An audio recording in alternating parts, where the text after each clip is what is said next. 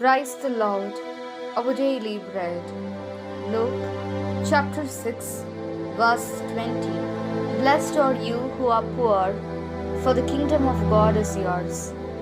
O Almighty God, thank you for giving this wonderful verse. May your presence shower on us. O Lord, give us the wisdom we need to realize that we, poor people, are blessed and come out of our inferiority complex. Because the poor do not know how to cheat, be selfish, or hurt others. Instead, they know kindness, patience, honesty, and currency.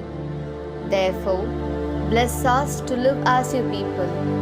We ask this in the precious name of our Lord Jesus Christ. Amen.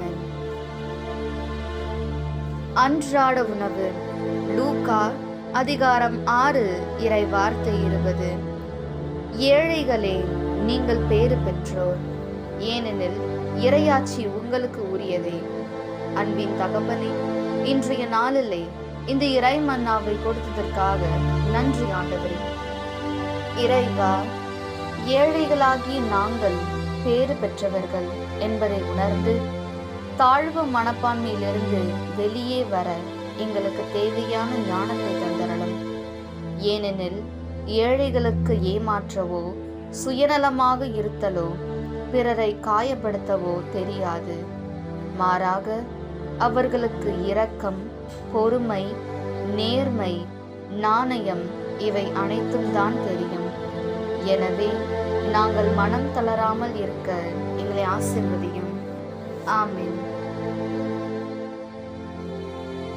അന്നുള്ള ഭോജനം. ലൂക്ക 6 അധ്യായം 20 വാക്യം.